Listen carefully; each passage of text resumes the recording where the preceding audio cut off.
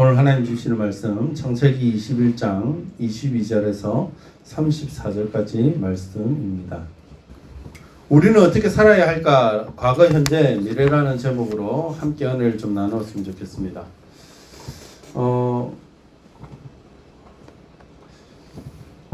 여러분 혹시 이번 주에 또 한 명이 돌아가셨어요. 이번 주에 돌아가신 건 아니고 돌아가신 지 며칠 되는데 발표를 이번 주에 하셨죠. 누가 돌아가셨는지 아십니까? 우리나라 재벌 3위 안에 드시는 분이 돌아가셨어요. 재벌 서열 3위. 별로 재벌하고 여러분하고 별 관심 없기 때문에 생각 안 하시고 계신지 모르겠지만 김정주라는 넥슨이라는 게임 업체를 창업한 창업주인 김정주 씨가 돌아가셨습니다. 넥슨에 발표한 거에 의하면 하와이에서 숨진 것으로, 그리고 우울증을 평소에 앓고 있었다라고 그렇게 이야기를 합니다. NC소프트, 우리가 좋아하는 NC 구단의 김택진이 선배, 한 살 선배인가 제가 알고 있기로는 그렇거든요. 그러면서 그 김택진 씨가 페이스북에 그런 얘기를 적었어요. 내가 사랑하는 친구가 떠났다. 살면서 못 느꼈던 가장 큰 고통을 느낀다. 라고 그렇게 비통한 심정을 적어 놓습니다. 이번에 재산이 한 어느 정도 될 것 같습니까? 김정주 씨가 15조라고 얘기를 합니다. 그런데 돌아가시기 전에 재산은 8조 정도로 그렇게 얘기를 하는데, 그 전에 뭔가를 정리를 한 건지 어떻게 처리를 한 건지 모르겠지만 작년인지 제가 정확하게 기억이 안 나는데 15조로 인해서 우리나라 재벌 서열 2위에 올라간 적이 있을 정도로 부와 명성과 모든 것을 다 가진 그런 남자였습니다. 그런데 왜 죽었을까요? 여러분 그 고민해 보셨습니까? 왜 이 사람은 죽었을까? 우울증이다 라고 그렇게 얘기를 하기는 합니다만은 왜 죽었을까? 15조, 남은 15억이라도 좀 있었으면 하는데 15조라는 재산을 이분이 참 좋은 영향, 선한 영향력을 많이 미치려고는 했어요. 바람의 나라라는 온라인 게임, 처음으로 개발한 온라인 게임, 전 세계적으로 그 게임으로 인해서 일약 재벌로 이제 올라가게 되어지기도 하지만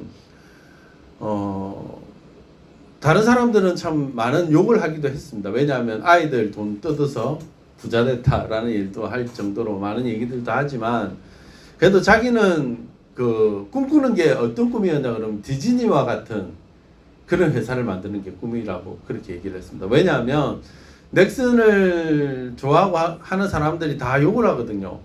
애들 꼬셔가지고 저거 돈 뜯어가지고 저 게임 해서 부자 됐다라고 얘기하지만, 디즈니는 어린이나 어른이나 할 것 없이 모두가 다 좋아하는, 그렇지 않습니까? 미키마우스 다 좋아하고 다 같이 디즈니랜드 놀이동산 가면 같이 줄 서서 보는 것들 되게 좋아하고, 그렇게 하니까 자기가 꿈꾸는 게 디즈니와 같은 회사를 만드는 게 꿈이었다라고 그렇게 얘기를 합니다. 그런데도 불구하고 그는 그 모든 꿈들을 다 버리고 떠났습니다. 그가 어린아이들을 되게 좋아해서 어린아이와 같다라는 얘기들을 사람들이 되게 많이 했대요. 그래서 어린아이 병원, 어린아이들 재활병원을 만들기 위해서 자기가 가지고 있는 돈 100억을 기부를 했고, 그리고 지금까지 한 300억이 모여 있다고 그렇게 합니다. 그 어린아이 병원이 경상남도에 제가 알기로는 지어지는 걸로, 재활병원이 지어지는 걸로, 왜냐하면 경상남도하고 협약을 했거든요. 그래서 아마 제가 알기로는 창원 쪽으로 지어지는 걸로 그렇게 얘기가 들리긴 한데 정확한 건 모릅니다. 그러니까 그것뿐만 아니라 여러 가지의 돈을 기부해서 선한 영향력을 많이 끼치려고 노력했던 사람입니다. 제가 그의 죽음을 폄하하려고 하는 얘기가 아니라, 그런데 왜 죽었을까요? 라는 안타까움이에요. 우울증이 있었다라고 얘기는 하지만 왜 그런 선택을 했어야 했을까라는 거죠. 그리고 그의 삶을 쭉 뒤돌아봤을 때 사람들이 하는 얘기들이 이러쿵 저러쿵 얘기는 하지만 안타까운 얘기들도 있고 참 우리가 본받아야 될 얘기들도 있더라는 거죠. 여러분 지난주에 제가 이어령 교수님이 돌아가신 얘기를 했는데 오늘 또 안타깝게도 김정주 씨가 돌아가신 얘기를 했는데 이어령 교수님이 돌아가시고 난 다음에는 기사들이 조금 나왔는데 그 기사들 가운데 저한테 인상 깊은 기사가 하나 있었습니다. 그게 뭐냐 그러면 이승무 씨라고 그 이어령 교수님 장남입니다. 한국예술대학교 교수로 계시는 분인데 이분이 아버지가 돌아가실 때의 모습을 인터뷰한 게 있습니다. 그게 뭐냐 그러면 아버지는 숨을 거두시는 그 순간까지 죽음과 벌인 흥미로운 대결의 시간이다 라고 그렇게 얘기를 합니다. 30분 동안을. 왜냐하면 말을 하지 못했지만 마치 무언가를 뚜렷이 쳐다보고 계셨고 그것을 바라보고 계시다가 정말 기쁘게 돌아가시더라는 거예요. 이런 교수님이 암이었고 그리고 암 치료도 하지 않으셨습니다. 나는 그냥 처음에는 이제 항암 치료들을 했는데 나중에는 계속해서 내가 주사를 맞고 견뎌내는 것보다 내가 이 죽음을 좀 봐야 되겠다라고 그렇게 얘기를 하셨대요. 그래서 마지막 때 어떻게 죽는지 어떻게 내 삶을 마무리할 건지를 좀 봤으면 좋겠다라고 얘기를 해서 그는 마지막에는 치료를 중단하고 한 2년 3년을 그냥 오셨어요. 집필 활동 하셨고 사람들 만나고 인터뷰도 하고 막 이렇게 지내셨는데 그의 아들이 그가 죽는 모습을 마지막 모습을 보면서 뭐라고 얘기를 했냐면 죽음과의 정말 죽음을 관찰하기 위해서 마지막 30분을 보내셨다라고 얘기를 해요. 그리고 그는 기쁘게 그 죽음을 맞이했다라고 얘기를 합니다.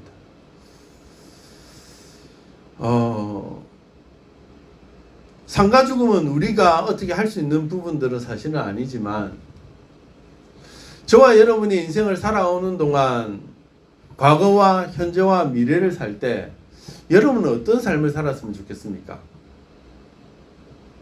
저는 오늘 이 아브라함이 아비멜렉의 군대 장관 비골을 만나는 이 장면을 보면서 우리의 과거, 우리의 현재, 우리의 미래의 모습을 함께 좀 생각을 했으면 좋겠다는 생각이 들더라고요.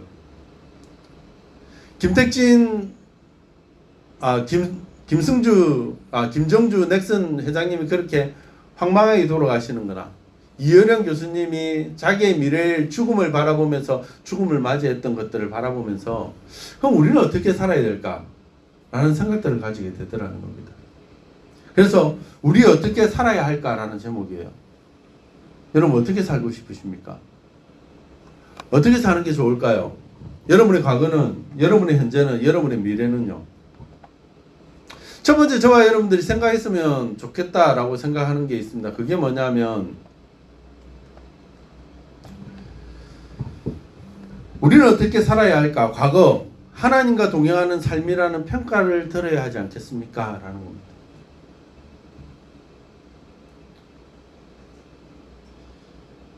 오늘 갑자기 아비멜렉하고 그 군대장관 비골이 아브라함을 찾아옵니다. 그리고 난 다음에 아브라함에게 이런 얘기를 해요. 난데없이 21장 22절에 보니까 이렇게 얘기하지 않습니까? 그때 아비멜렉과 그 군대장관 비골이 아브라함에게 말하여 이르되 내가 무슨 일을 하든지 하나님이 너와 함께 계시도다. 아니 갑자기 그들이 와가지고 하는 얘기가 뭐냐 그러면 야 내가 널 보니까 내가 무슨 일을 하든지 하나님이 너하고 함께 하는 것 같더라 라고 얘기를 해요. 그러고 난 다음에 무슨 이유인지 모르겠지만 야 우리 서로 언약을 맺자라고 얘기를 합니다. 너하고 나하고 서로 화평하게 지내자라는 거예요. 내가 너한테 작년에 너한테 잘해준 거 기억나니? 작년이 아니구나. 한 4년 전에 5년 전에 그죠? 내가 너한테 잘해줬잖아 라고 얘기를 하면서 그때 기억들을 막 되새기면서 우리 화평을 누리고 화평하게 지내자라고 그렇게 얘기를 합니다. 그런데 그 화평을 지내기 위해서 너하고 나하고 누구 한 명을 정의를 세워야 되는데 그 정의를 누구를 세우냐 그러면 하나님을 세우자는 겁니다. 하나님을 세우면 확실하다라는 그에게 믿음이 있었던 것 같아요. 왜 아비멜렉은 갑자기 나타나서 야 하나님을 중간에 세우고 너하고 나하고 맹세하자라고 얘기를 하면서 야 내가 모르지만 내가 보진 않았지만 네가 말하는 그 하나님이 계시는 것 같아 라고 얘기하는 걸까요? 그런데 재밌는 건 뭐냐 그러면요 여러분 여러분 아비멜렉하고 비골 그 군대 장관 비골이라고 얘기하니까 별거 아닌 것처럼 보이지만 여러분 이스라엘 지도를 보시면 예루살렘이 있으면 그 밑으로 보면 그 밑에 지방이 그 사막 지방입니다. 그 사막 지방의 대부분이 어느 땅이냐면 블레셋 땅이에요. 지금도 여러분 블레셋 하면 누가 떠오르냐 그러면 팔레스타인. 지금도 끊임없이 싸우잖아요. 블레셋이라는 팔레스타인이라는 말의 의미가 뭐냐면 블레셋 사람들이라는 의미예요. 그러니까 지금도 싸우고 있어요. 그런데 그 땅에 왕국을 건설해서 왕이라고 하는 아비멜렉이라 하는 사람하고 군대 장관인 비골이라 하는 사람이 와가지고 하찮은 그 천부 아브라함을 향해서 야 우리 야 좀 평화조약을 좀 맺었으면 좋겠어 이렇게 얘기하는 거예요. 여러분 말이 됩니까? 아니 강대한 나라 미국이 저희한테 와가지고 야 니네하고 우리하고 안 싸웠으면 좋겠으니까 평화조약 맺자라고 얘기를 하면 우리나라 어떻게 해야 됩니까? 뭐 우리 미국 우리 편인가? 미국도 자기네들 이익을 위해서 사는 나라이기 때문에 우리 편인지 아닌지는 아직 몰라요. 중국도 마찬가지 아닙니까? 러시아도 마찬가지 아닙니까? 그런 나라들이 우리나라한테 와가지고 야 제발 부탁이니까 우리 화평조약 한번 맺으면 어때? 라고 물어봤을 때 여러분은 어떻게 하겠습니까? 오케이 너무 감사해 땡큐 이렇게 해야 될 거 아닙니까? 그런데 너무 웃긴 건 뭐냐 그러면 아브라함 뭐라고 얘기하냐면 지금까지 숨겨뒀던 얘기를 해요. 야 옛날에 니네 종들이 우리 우물 판 거 빼앗아 가더라? 라고 한마디 툭 던집니다. 그랬더니 그 아비멜렉이 뭐라고 얘기하냐면 야 미안해 내가 못 들었어. 내가 알았다면 그렇게 했겠니 설마. 야 나는 못 들은 게 확실하니까 그거 용서해줘 넘어가자 이렇게 얘기할 정도예요. 그런데 이렇게 아브라함이 힘줘서 얘기할 수 있는 이유가 뭐냐는 거예요. 아니 뭐가 그렇게 대단하기 때문에. 여러분 아브라함이 대단한 사람입니까? 우리는 성경에서 아브라함 하니까 대단한 사람이지만 여러분 나라의 왕하고 한 지역의 촌부하고는 여러분 차원이 다른 거 아닙니까? 그런데 얘는 뭐가 그리 잘났다고 그렇게 어깨에 힘을 주고 있는 걸까요? 아비멜렉의 이야기의 핵심이 있습니다. 그게 특별한 게 뭡니까? 내가 아무리 보니까 너는 하나님하고 함께하는 사람 같아.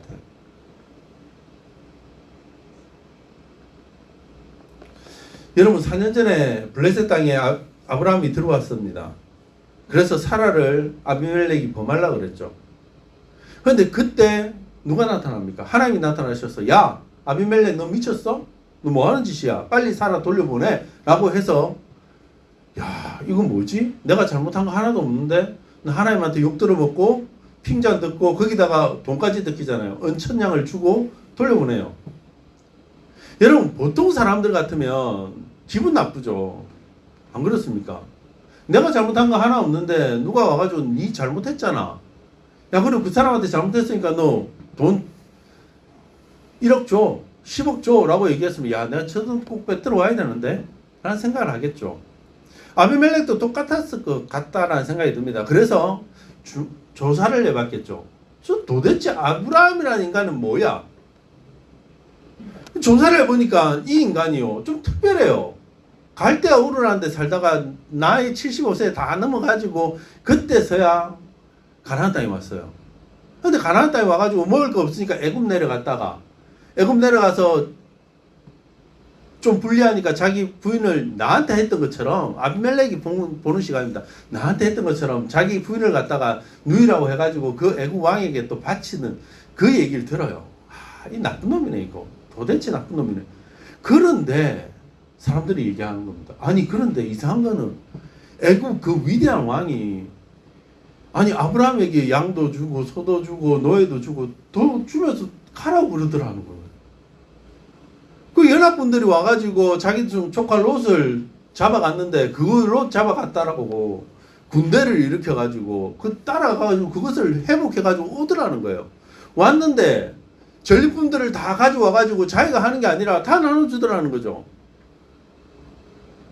그러니까 살렘왕에게 그걸 11조를 바치고 주변의 사람들 자기가 안 하고 다 나눠주는 거 보면서 이 인간 진짜 특이한 인간이네 라는 생각들을 가졌다는 거죠.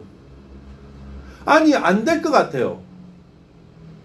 이 인간이 잘 안 풀릴 것 같아요. 그리고 고난도 많아요. 힘겨움도 많아요. 어려움도 많아요. 사랑하는 조카가 배신해서 도망가요. 그래서 자기는 비옥한 땅이 아닌 척박한 땅을 얻고 자기 조카는 비옥한 땅을 얻는데 나중에 결과를 보니까 누가 잘 되느냐 하면 다 아브라함이 잘 되더라는 거예요. 아브라함의 일생이 망할 것처럼 보였고 아브라함의 일생이 고난이고 아브라함의 일생이 정말 안 되는 것처럼 보였는데 중간중간 이 인간이 잘 되더라는 거예요. 보니까. 그래서 아비멜렉이 결론을 하나 내리죠. 왜 이 인간은 잘 될까? 인간은 왜 이렇게 살아갈까? 남들하고 다르게 살까? 라는 고민 가운데 있는데 어느 날 그가 맞이했던 그 집안의 사건을 떠올리게 되어집니다. 사라를 보냈는데 하나님이 나타나셨어요. 그리고 그 사라를 돌려보내고 나니까 그 집에 저주가 풀려서 아기를 못 낳던 사람들이 아이를 낳기 시작하더라는 거죠. 그러면서 그는 결론을 내리죠. 아브라함이 잘난 게 아니라 아브라함 뒤에 계시는 하나님이 대단하신 분이구나. 내가 이 하나님하고 잘 지내야 되겠다라는 생각을 가지는 겁니다. 사랑하는 성도 여러분, 여러분은 어떻습니까? 저와 여러분의 인생은 어떻습니까? 세상 사람들이 보기에 내 주변의 사람들이 나를 볼 때 나의 고통을 볼 것이고 나의 절망을 볼 것이고 나의 아픔을 볼 것입니다. 그 절망과 내 고통을 볼 때 사람들이 뭐라고 얘기하겠습니까? 그래, 저 인간 안 되는 거 한번 봐야지. 저 인간 그래 뭐 잘났다고 그래 살아가. 저 인간 잘 되겠나? 라는 얘기로 바라볼 겁니다. 그런데 그 사람들의 입에서 마지막에는 이 말이 터져 나와야 돼요. 야, 저 인간 그렇게 안 되던데 어떻게 해서 성공했지? 어떻게 해서 잘 되지? 어떻게 해서 애들 저렇게 잘 키웠지? 어떻게 해서 사업이 그렇게 컸지? 진짜 대단하네 라고 얘기하고 난 다음에 무슨 얘기를 들어야 될까요? 제가 진짜 하나님 믿는 사람이긴 믿는 사람인갑다. 정말 저 사람하고 하나님은 함께 하시는가 보다 라는 얘기를 우리는 들을 수 있어야 한다는 것입니다. 아멘입니까? 지금을 보지 마시고요. 아브라함도 힘들 때 있었잖아요. 아브라함도 어려울 때 있었잖아요. 아브라함도 고난 가운데 있었잖아요. 하지만 사람들이 다 인생을 지나가고 난 다음에 그 삶을 보면서 야, 쟤는 어떻게 견뎌가고 있는 거야 도대체? 쟤 망해야 되는데? 쟤 안 돼야 되는데? 어떻게 성공하고 있지? 어떻게 견뎌내고 있지? 어떻게 이겨내고 있지? 라고 얘기를 할 때 야, 쟤 진짜 하나님 믿는 거 맞구나 라는 얘기를 들을 수 있어야 돼요. 정말 저 인간하고 하나님하고 함께 가시는구나, 함께 동행하시는구나 라는 소리를 들을 수 있어야 된다고요. 그게 저와 여러분의 인생이었으면 좋겠습니다. 지금은 사망의 음침한 골짜기를 다닐지라도, 지금은 절망의 늪 속에서 이 늪을 어떻게 빠져나가야 될지 몰라 허우적거릴지라도 하나님이 나와 함께 하신다는 것을 알기에, 나와 함께 하시는 그 하나님 때문에 내가 그 자리를 이겨내고 그 자리에서 승리해내고 그 자리에서 나중에는 선을 이루어내는 것을 사람들에게 보여줄 수 있었으면 좋겠습니다. 사울이요, 다윗을 좋아하기도 했지만 다윗이 기름 부음을 받았다는 얘기를 듣는 순간 다윗을 죽이려고 쫓아다녔지 않습니까? 그런데 그 쫓아다니던 사울이 다윗을 만나서 한 이야기가 있습니다. 그 말을 저는 너무 좋아해요. 사무엘상 26장 25절 말씀인데요. 여러분 이 말씀 같이 한번 볼까요? 26장 25절 말씀입니다. 같이 한번 보겠습니다. 시작. 사울이 다윗에게 이르되 내 아들 다윗아, 내게 복이 있을지로다. 내가 큰 일을 행하겠고 반드시 승리를 얻으리라 하니라. 다윗은 자기 길로 가고 사울은 자기 곳으로 돌아가니라. 아멘. 여러분 이게 무슨 말입니까? 사울이 정말 다윗을 죽이고 싶어요. 왜? 그래야지 내가 왕권을 유지하니까요. 그런데 그 다윗을 만나고 난 다음에, 자기를 살려준 다윗을 보고 난 다음에 이렇게 얘기를 합니다. 다윗, 네가 진짜 복을 받을 인간이다. 너는 반드시 승리할 것이다. 사랑하는 성도 여러분, 이 땅을 살아가는 저와 여러분들이 과거에 삶이 힘들고 어렵고 아픈 일들이 너무 많다고 하지만 여러분 반드시 기억하십시오. 여러분 반드시 잘 될 겁니다. 반드시 승리할 것입니다. 아멘입니까? 이것에 대한 믿음을 가지시길 주의 이름으로 간절히 축원합니다. 이것이 저와 여러분들의 과거가 되었으면 좋겠습니다. 하나님이 너와 함께 하시는구나. 로마서 8장 28절의 말씀처럼 우리가 알거니와 하나님을 사랑하는 자 곧 그의 뜻대로 부르심을 입은 자들에게는 합력하여 뭘 이룬다고요? 선을 이루시는 것을 우리가 보여주기를 원합니다. 그래서 사람들이 우리를 향해서 야 정말 너 하나님과 함께 하는구나. 하나님이 너와 함께 하는 것을 내가 봤다 라고 고백할 수 있는 저와 여러분의 과거가 되었으면 좋겠습니다. 자, 그렇다면 두 번째입니다. 우리는 어떻게 살아야 되겠습니까? 현재입니다. 우리는 대가를 지불하면서 살아가야 합니다. 오늘 언약을 맺자고 찾아온 아비멜렉에게 아브라함이 한 행동을 보면 이해가 안 되는 것이 있습니다. 그것이 무엇이냐 그러면 21장 28절에서 31절까지 말씀을 보시면요. 그렇게 얘기합니다. 아브라함이 양과 소를 가지고 언약을 맺자라고 그렇게 얘기를 합니다. 그런데 그 언약을 맺자라고 얘기를 하고 양과 소를 가져왔는데 그 중에서 7마리를 뽑아내요. 7마리를 뽑아내니까 아비멜렉이 아브라함에게 이렇게 얘기합니다. 아니 야 언약을 맺자 그랬으면 끝이지 뭐 7마리를 왜 빼? 라고 물어봐요. 그랬더니 뭐라고 얘기를 하냐면 이 7마리가 이 우물이 내 것이라는 증거다 라고 그렇게 얘기를 합니다. 그랬더니 오케이 알겠어 이건 너하고 나하고 증거니까 이 우물을 이제부터 브엘세바라 하자라고 그렇게 이야기를 합니다. 여러분 언약이라는 말이 뭡니까? 언약이란 말이 베리트라는 히브리어 원어인데요. 이 그 언약이라는 것은 일방적인 계약입니다. 쉽게 말하면 이 언약이라는 건 일방적인 계약이에요. 그래서 하나님은 아브라함하고 언약을 지을 때 어떻게 한다고요? 일방적으로 맺잖아요. 그리고 완성될 것이라는 것에 대한 언약입니다. 언약이란 말을 쓸 때는. 그리고 언약이란 말은 신실한 것에 대한 언약입니다. 이 세 가지의 의미가 이 언약 안에는 가져 있습니다. 그런데 이 세 가지의 의미를 가지고 확증하기 위해서는 뭐가 필요할 것 같습니까? 증거물이 필요한 거예요. 증거물이. 정말 이게 내 건지 아닌지 어떻게 합니까? 여러분, 여러분이 살고 있는 집이 여러분의 집입니까? 여러분의 집인지 아닌지 어떻게 합니까? 등기부등본을 떼봐야 알죠. 맞죠? 여러분 하나님하고 우리하고 언약을 세울 때도 하나님하고 우리하고 언약을 세울 때도 우리에게는 뭘 주십니까? 십자가를 주시죠. 내 안에 십자가가 있으면 그 언약이 완성되는 겁니다. 그 십자가를 붙들고 우리가 구원의 확신을 가지고 살아가는 겁니다. 그러면 이 언약, 브엘세바라는 이 언약의 우물을 가지기 위해서 증거물을 내는데 그 증거물, 그 대가를 뭘로 지불한다고요?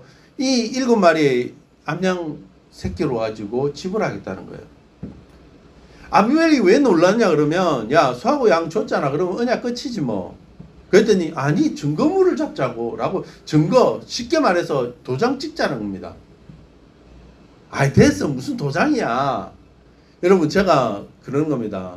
집사님한테 아니 집사님 제가 건물을 하나 샀는데 제가 가지고 있는 건물이 63층짜리 그 63빌딩 아닙니까? 그래서 제가 아 집사님 드릴게요 가져가세요 라고 얘기를 해요. 그럼 여러분은 어떻게 해야 됩니까? 아 목사님 고마워요. 그럼 저거 내 거죠 이러면서 가져가요. 어떻게 가져갈 겁니까? 그 건물에 가가지고 이제부터 제가 이 건물 주인입니다 여러분 제 거예요 라고 얘기하면 사람들이 지나가면서 막 그러겠죠. 저 미친 여자 아니야? 저 미친 놈 아니야? 라고 얘기하겠죠. 그런데 여러분 등기부등본을 탁 들고 가가지고 자기 이름을 보여주면 여러분 보이시죠? 여기 이름에 있는 이 정중근이라는 이름이 저예요. 이 건물은 이제 제 거예요 라고 얘기를 하기 시작하면 그 건물은 진짜 제 거야 되는 거죠. 여러분 오늘 아브라함이 하는 건 뭐냐면 대가 지불입니다. 우리가 누리는 것 중에서 여러분 대가 지불하지 않고 얻은 것이 뭐가 있습니까? 누군가는 대가를 지불했기 때문에 나한테 주어진 거 아닙니까? 그런데 우리는 대가를 지불하지 않고 뭔가를 얻으려고 그래요. 저건 네 줄게 라고 얘기하면 사람들은 오케이 좋아 고마워 라고 해서 그냥 가져가요. 그냥 가져간 것은요 반드시 그냥 나가게 되어져 있습니다. 근데 내가 땀을 흘리고 수고하고 노력해서 얻은 것은요 절대로 그냥 나가지 않습니다. 그 대가에 대한 값어치가 생기더라는 거예요. 수고하지 않고 사람들은 얻기를 원하지만 그 얻은 것들에 대해서는 우리가 소유권을 주장할 게 아무것도 없어요. 오늘 왜 아브라함은 아니 그 우물 하나에 생명을 거는 걸까요? 아니 아비멜렉이 기분 나쁘다고 야 무슨 소리야 그냥 니 거 해 그냥 그걸로 끝내 라고 얘기했다면 그냥 조용히 있어야 될 거 아닙니까? 너 왜 그래? 라고 얘기하는데도 불구하고 아브라함은 야 이거 내 건지 증거를 주세요 라고 얘기를 해요. 내 거는 증거를 주세요. 여러분 예수 그리스도께서 이 땅에 오시기 전에 그냥 우리를 위하여 죽으시지 않으셨어요. 예수가 그냥 우리를 위해서 이 땅에 오셔서 그냥 죽었다면 고통 없이 고난 없이 그냥 죽으셨다면 무슨 의미가 있습니까? 내 죄 때문에 십자가에 달려 죽은 거잖아요. 여러분 십자가에 달려 죽는다는 것의 의미가 뭡니까? 자기가 산재물로 죽어주는 거잖아요. 피를 흘리고 고통 가운데 내가 당해야 될 고통, 내가 당해야 될 절망, 내가 당해야 될 수치, 내가 당해야 될 그 아픔을 그분이 대신 지고 죽어주시는 거잖아요. 그 대가가 없이는 부활에 무슨 의미가 있습니까? 안 그렇습니까?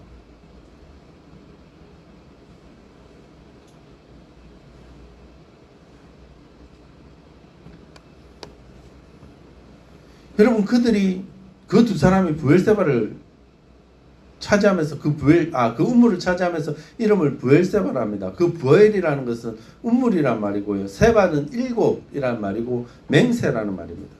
그래서 맹세 우물이라고 얘기를 하잖아요.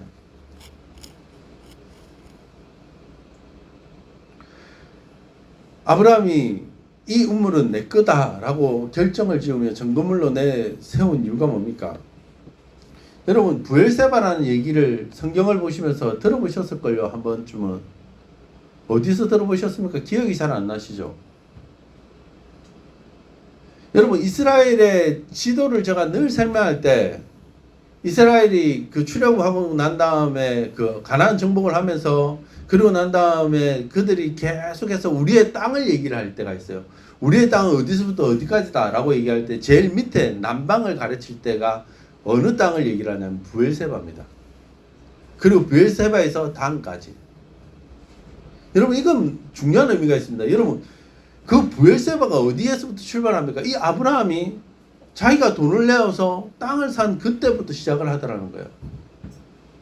그때 돈을 지불 안 했다면 그때 등기부등본에 이름을 바꾸지 않았다면 블레셋 사람들이 이렇게 얘기하겠죠. 야 이거 블레셋 지역이잖아. 우리 땅이야 라고 얘기를 한다는 거예요. 근데 아브라함은 대가를 지불했어요. 그 대가를 지불하니까 수천 년이 지나고 나서도 그 땅 우리 땅이야 라고 얘기를 하는 거예요. 그 사람들 입장에서는 억울하죠. 안 그렇습니까? 안 그렇습니다. 솔직히 얘기해서 지금 보세요. 중국 땅 가운데 하나 발해 땅이 우리 땅이었잖아요. 그런데 지금 우리 땅이라고 주장할 수 있습니까? 없으면 못하잖아요. 근데 이들이 지금 이스라엘 민족들이 아직도 팔레스타인 그 땅을 자기네 땅이라 하는 이유가 뭡니까? 아브라함이 지불했잖아. 양일곱 마리 중국 가지고 지금. 웃기는 애들이에요. 어떻게 보면 이스라엘 애들 보면 지금도 그 땅을 주장하는 이유가 뭡니까? 아브라함이 니네한테 양 7마리 팔았잖아. 근데 이게 왜 중요하냐는 거예요. 대가를 지불하지 않았고 증거를 삼지 않았다면 그때 그러지 않았다면 그 땅의 소유권 누구한테 넘어갑니까? 블레셋 땅이에요. 지금도 여전히 블레셋이 자기 거라고 확실하게 얘기할 수 있어요. 그런데 아브라함은요 그러지 않았어요. 아무것도 안 줬다면 그 증거로 삼지 않았다면 그냥 블레셋 땅이에요. 근데 그는 그걸 알았거든요. 그 대가를 지불할 때 그 땅에 가치가 있어진다. 사랑하는 성도 여러분, 여러분의 삶도 마찬가지입니다. 제 삶도 마찬가지고요. 대가 지불하지 않고 어느 것도 얻으려고 하지 마십시오. 많은 사람들이 그런 얘기를 해요. 부자가 되고 싶다고. 많은 사람들이 잘 되고 싶다고. 많은 사람들이 행복하고 싶다고. 그런데 행복하기 위해서 노력하는 사람이 없어요. 부자가 되기 위해서 수고하는 사람이 없어요. 잘 되기 위해서 애쓰는 사람이 없어요. 그러면서 모든 사람들이 아니 우리는 잘 될 거야. 우리는 될 거예요. 어떻게 됩니까? 어떻게? 성경을 한번 잘 보십시오. 구하라는가 먼저요. 얻었다는 게 먼저가 아니라 구하라가 먼저라니까요. 찾으라가 먼저라니까요. 문을 두드리라는 것이 먼저라니까요. 그래야 얻을 수 있다고요.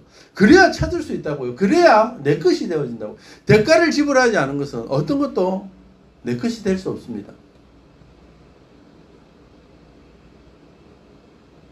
사랑하는 성도 여러분, 여러분의 삶에 하나님의 이름 안에서 대가를 지불해 나가는 삶을 살아가시기를 주의 이름으로 간절히 축원합니다. 아멘입니까? 우리 안의 삶에 그 대가가 쌓여야지 결과로 나타나는 겁니다. 하루아침에 나타나면 얼마나 좋겠습니까만 그렇게 잘 안 되더라고요. 쌓여야 합니다. 그래서 현재는 대가의 지불하는 삶이에요. 그렇다면 마지막입니다. 우리는 어떻게 살아야 될까요?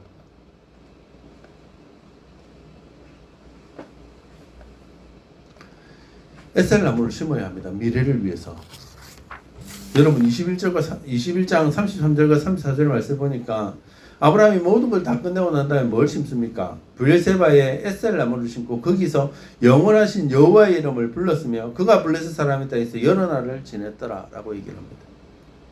여러분 이 사진 한번 볼까요? 이게 뭐냐 그러면 에셀 나무입니다. 에셀 나무는 여러분 로뎀 나무 아시죠? 로뎀 나무 들어보셨죠? 로뎀 서점 로뎀 이렇게 로뎀 나무는요 조그마한 나무예요. 되게 조그맣습니다. 그런데 에셀 나무는 이스라엘 땅에서 제일 큰 나무 이러면 에셀 나무입니다. 대부분이. 이 에셀이라는 말의 의미가 뭐냐면 작은 숲이라는 의미가 있습니다. 에셀 나무는 척박한 땅에서 자라는 유일한 나무입니다. 이 자랄 수 있는 이유가 뭐냐 그러면 뿌리가 몇 메타까지 내려가냐면 거짓말 조금 보태서 100m까지 간답니다. 어떤 사람은 10m라고 하는 사람이 있고 어떤 사람은 100m라고 얘기하는 사람이 있는데 제가 이 나무를 안 파봐서 모르겠습니다. 내려가는지 안 내려가는지 모르겠지만 뿌리가 그만큼 밑에까지 내려간다는 거예요. 여러분 10m만 내려가도 여러분 그 뿌리가 어느 정도인지 아시겠죠? 여러분 그렇기 때문에 척박한 땅에서 유일하게 살 수 있는 그리고 이렇게 크게 자랄 수 있는 나무가 되어지는 겁니다. 왜 이 나무를 심었을까요? 에셀 나무를 심는다는 것은 어떤 사람이 와서도 여유를 가지고 쉴 수 있는 공간을 마련해 주는 겁니다. 이스라엘 땅에서 에셀 나무가 있다. 그러면 마치 우리나라에 가면 그 마을마다 가면 정자나무라고 있잖아요. 정자나무가 있어가지고 그 정자나무에 가면 사람들이 막 다 모여가지고 쉬지 않습니까? 오래된 정자나무 아래. 마치 이스라엘에도 그 마을마다 이 에셀 나무가 있다는 건 뭐냐면 여유롭게 그 여행객들이나 방랑자들을 맞이할 마음의 준비가 되어 있는 동네다라는 의미가 있다고 그렇게 얘기를 합니다. 이 에셀 나무의 되게 아름답다라고 얘기를 하는 이유가 뭐냐면 이슬이 이렇게 딱 내리면 이 이슬로 인해서 그 햇볕을 받으면 반짝반짝반짝 빛이 난대요. 그래서 그것이 모여가지고 그 온도를 떨어뜨려가지고 보통 이 에셀나무 그늘 밑으로 내려가면 이 주변의 온도보다 한 10도 정도 낮답니다. 그러니까 서늘한 거죠. 여러분 우리나라는 그늘 밑에 들어가면 시원하다는 느낌이 있습니까? 없습니까? 잘 없죠. 여러분들은 잘 모르시겠는데 이 건조한 지방이 우리나라에 습기가 많아서 그렇거든요. 근데 건조한 땅에 가면 재밌는 게 뭐냐 그러면 바깥은 여기는 더워서 죽을 것 같아요. 근데 여기 딱 들어가잖아요. 와 천국입니다. 그늘과 바깥은요 진짜 발 한 발자국 차이인데 천국과 지옥입니다. 그 이유가 뭘까요? 습기가 없어서 그래요. 그 땅은. 근데 이 에셀 나무가 이 큰 나무가 유지할 수 있는 것은 땅에 물러떠 있지만 날마다 맞는 이슬로 가지고 생명을 유지해 나가는 겁니다. 왜 이 나무를 심었을까요? 그리고 이 나무를 심자마자 그는 뭘 하기 시작합니까? 예배를 드리기 시작합니다. 하나님의 영원하신 이름을 찬양하기 시작합니다. 무슨 의미일까요? 브엘세바라는 우물을 파고 거기에 증거를 삼아서 대가를 지불했습니다. 그리고 난 다음에 그 증거의 표로 이 에셀 나무를 심은 거예요. 왜? 이건 내 거라는 거예요.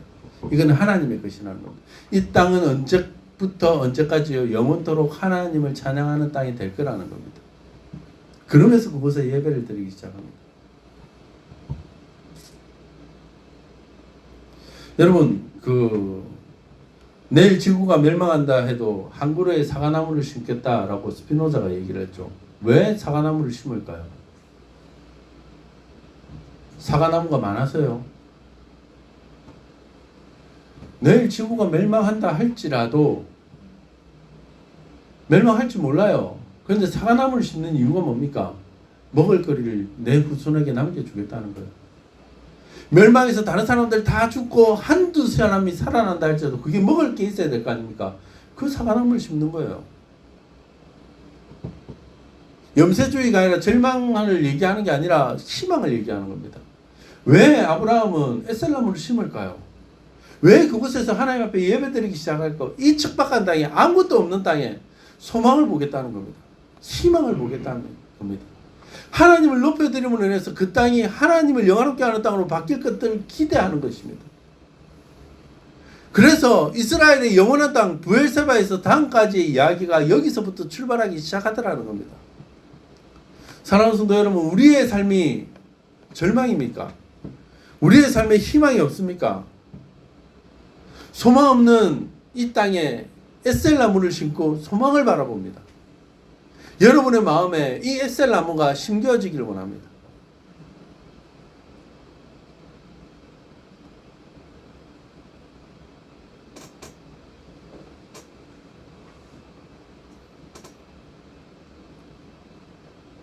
저는 저희 교회가 에셀나무와 같은 교회가 되기를 원합니다.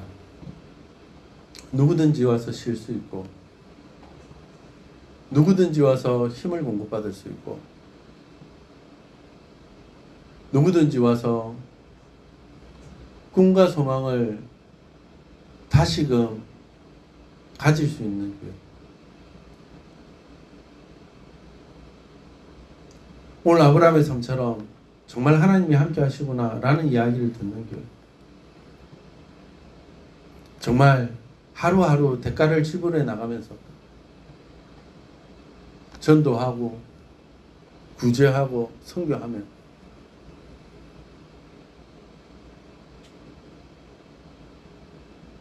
에셀나무를 심어가는 그런 교회가 되었으면 좋겠습니다.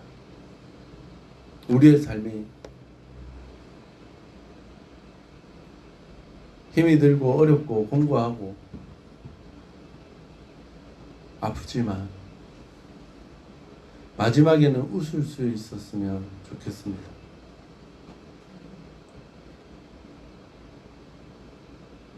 그 일들을 꿈꾸며 오늘도 내일도 무거운 어깨의 짐들을 잊지만 그 짐을 지고 한 걸음 한 걸음 내디뎌 봅시다.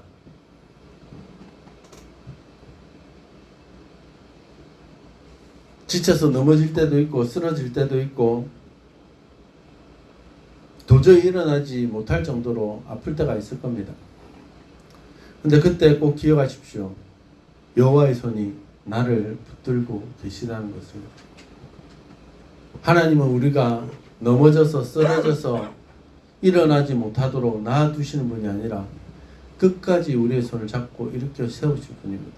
그래서 우리가 해야 되는 것은요, 하나입니다. 하나님의 은혜라는 것을 깨닫고 오늘도 내일도 살아보자고요. 감사를 선언해 보자고요. 감사를 고백해 보자고요. 그래서 하나님의 은혜가 없이는 우리의 인생이 살 수 없음을 고백하고, 하나님의 은혜 없이는 내가 아무것도 할 수 없다는 것을 이야기하며, 하나님 도와주십시오. 하나님 함께 해주십시오. 하나님 나를 붙잡아 주십시오. 그래서 하나님이 함께 하신다는 것을 세상 사람들이 알고 내가 그 하나님 앞에 대가를 지불해 나가며 증거를 삼고 꿈과 소망을 가지고 에셀나무를 심을 수 있는 주의 자녀가 되어지게 하여달라고 고백하며 살아가는 저와 여러분의 삶이 되어지시기를 주님의 이름으로 다시 한 번 더 마지막으로 간절히 부탁을 드립니다. 우리 찬양 마지막으로 한번 했으면 좋겠습니다. 은혜라는 찬양입니다. 지금 우리 주 예수 그리스도의 크신 은혜와 아버지 하나님의 놀라우신 사랑하심과 성령 하나님의 위로 교통 충만하심에서 오늘도 주님 앞에 나와 하나님의 은혜를 깨닫고 주님이 우리와 함께 하신다는 것을 기억하며 대가를 지불하며 에셀나무를 심기를 원하는 주의 자녀들 머리머리 위에와 이들의 꿈과 소망과 바라는 것 위에 출근하는 직장과 사업장 위에 자녀들과 자녀들의 학업 위에 영원토록 주의 평강이 함께 있을지어다. 아멘.